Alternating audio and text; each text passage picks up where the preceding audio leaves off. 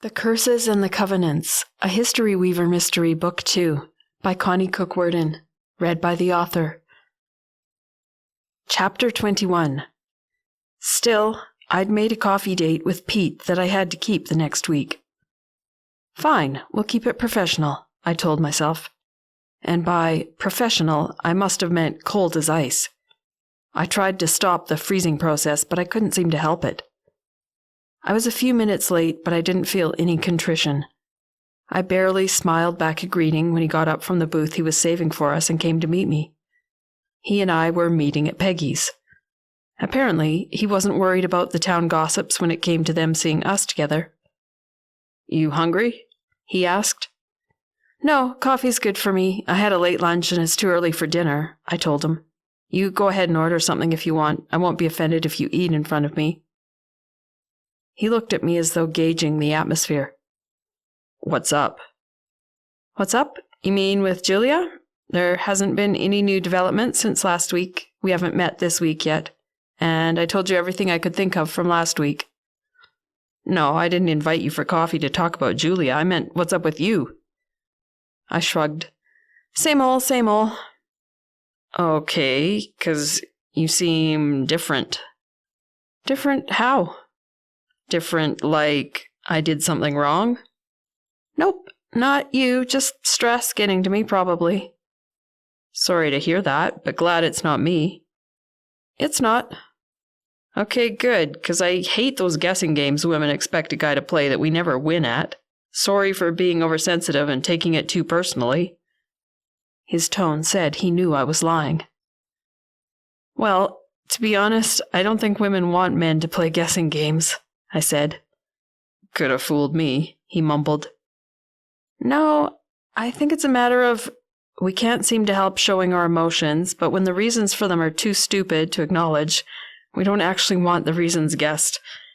I suppose we want the other person to know we're upset without knowing why. It's meant to be a big mystery." I grinned at him by way of apology.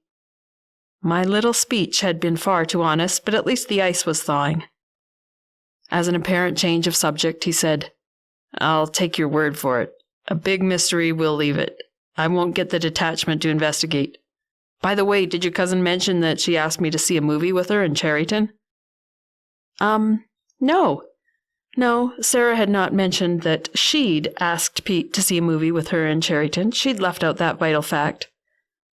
"Oh, did she?" I said casually. "Yeah. Terrible movie, though." "Was it?" "Awful." "What did you see?" "I can't remember. A cop show, I think." We both laughed and the ice dissolved thoroughly. In retrospect, I wasn't sure if I'd enjoyed the coffee with Pete or not. There was just too much possibility for hurt for me, and I had no idea where I stood with him. Compared to the rest of the week, however, the uncomfortable coffee was certainly the highlight. The next day on first coffee break, I called Ma's number. I wanted to see if we were still on for dinner that night and if I could finally coax her to let me cook for her at the Beast. No answer. Odd. She was always home that time of day, and she'd never let the machine pick it up if she could help it. But maybe she was in the shower or walking to the mailbox or any number of other reasons. I left a message after the tone as instructed and rang off, with a tiny gnawing sensation of uneasiness that I tried to ignore. I'd call again on my lunch hour.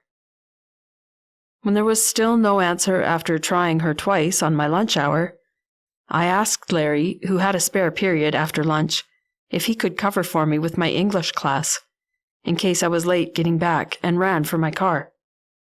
It was probably fine, but I couldn't ignore the uneasiness any longer. I had to go check on her. July 7th, 1898. Grief upon grief, will it ever end? First little Ollie, and now his father. This cursed land. So beautiful, but so harsh, at least to me. Such a place of my own personal tragedies. My worst fears materialized, though not in the way I envisioned. Along with John Tomory and Jonathan O'Leary, the railroad man and the mining magnate, there was a mine collapse, and the 3 men were buried. No one knows why the men were there in the dead of night in the tunnel of the mine. I was sleeping soundly and didn't hear all leave the cabin. I only woke this morning to a pounding on my door. The mine workers came looking for all to let him know about the cave-in, but he wasn't here. The workers were going in to sort through the rubble to see if there was anyone buried in it. I didn't need to wait to hear if all was there. I knew. The fact that he had disappeared while I slept told me that he would be in the collapsed mine. When the men returned with the news that all's body had been recovered, along with Jonathan O'Leary's and John Tamori's, I was too numb to cry. Too numb to feel I can't take it all in. All had been digging the tunnel himself by hand. He had neither the skill nor knowledge to construct the shaft safely. There are no feet at which to lay the blame for all's death other than his own. But I'm prostrated with regret for his foolish actions, not only resulting in his death, but the death of the other 2 men who were carried off with all in his wild pursuit of revenge? A death wish? Insanity, anyway. He's never been the same since we lost little Ollie, and I'm not sure he cared to live anymore. He'd been like a man possessed with the idea of getting the gold out. But I can't believe there was any real joy or excitement in it for him. He seemed merely driven. Perhaps the thought of his own self-destruction drove him. Perhaps the idea of doing some harm to those toward whom he still bore such anger for the death of his son. Very irrational anger. Although he refused to tell me where the 7 sacred objects had been hidden, I now believe I know what the men were doing in that mine in the dead of night. I believe the articles are hidden in the mine, and the 3 men were in the mine in the night for the purpose of doing something with the objects, perhaps to relocate them. We'll never know. The cave-in happened near the entrance, and all beyond is blocked by the rubble. I expect that the articles of furniture would be on the other side of the rubble. Though I have no way of proving it, I believe they will be there. But if they are, they can stay there forever as far as I'm concerned. I won't tell anyone what I suspect. The 7 pieces have caused enough trouble.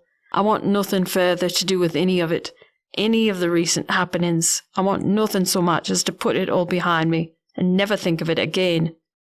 As impossible as that wish is. Neither do I want anything more to do with the people who hold these idols up as some sort of sacred objects. In truth, I want nothing to do with this God-forsaken land to which my husband brought me. We were so hopeful and excited for our new life. I had some trepidation and homesickness, but the spirit of adventure had caught me too. Now there's nothing left. I know that I will want to return to England just as quickly as I can find some kind helper to take me as far as the nearest train station. This is no country for a woman alone. And with the double tragedy, I want only the comfort of my dear mother's arms. How I've missed her, and Papa. But in this life I never will see him again. I must wait for the next for that reunion. As I pray, I will also be reunited with my child and my husband. As to the latter, the thought holds almost no joy or delightful expectation. I'm sure the grief will strike when the anger leaves, but at the present I can only feel the anger. How could all have been so foolish, and taken the risks he did, and leave me here alone, stranded? How unutterably selfish. It's hard for me to think that he didn't in some way mean to do it. And the only emotion of which I seem capable in the moment is sheer raw anger. By the by, I should just make a quick note of my resolves regarding the fate of this wretched mine that has been the undoing of my husband and myself. As with all the other features of my life here in this wilderness that I want nothing more to do with, I want nothing more to do with the mine. If I'm offered all's share in its further development, I will refuse them outright. It would seem to me to be blood money. I repent heartily for ever having encouraged all to break faith with our neighbours and proceed with the gold mine. But I expect that no more will be done about the mine and the proposed railway to it. If the railroad comes to this area, as it almost inevitably will, it will probably run a different course than the one proposed, which was being rushed on for the bringing out of the gold and the bringing in of the supplies to the workers. The stone bridge is built, but I doubt it will ever be used for a railway now, with the death of the mining man and the railroad man, besides my husband. The three driving forces and the financiers behind the projects are gone. I certainly will have nothing further to do with any of it. I want only to shake the dust of Beaver Row, as our little settlement is beginning to be called, for the row of mine workers' houses along the Beaver River, from my feet, and set them firmly on England's green shores once more. If I'm asked, I will recommend that the mine be sealed up. Besides the main entrance, I believe there is an opening from the woods directly into the back and newest part of the tunnel, which is likely also very unstable. I will ask as a last favour to me, All's widow, that one of the mine workers seal up that opening with a door and a lock, lest anyone stumble into it and the death toll of this horrid undertaking rise still further. That will be my last act regarding the mine, and then I wash my hands of it. Ma? There was no answer to the doorbell I'd rung insistently several times, or the pounding I'd given the door. Shouting wasn't going to produce any more results than ringing and pounding, but I shouted anyway. Her car was in the carport where it should have been. Shading my eyes, I got as close to the dining room window as I could and peered in. There was nothing to see from that vantage point, other than the familiar old dining room furniture and dated wallpaper. She never had the door locked during the daytime, so I turned the doorknob and walked in, calling for her to let her know it was just me, in case I startled her.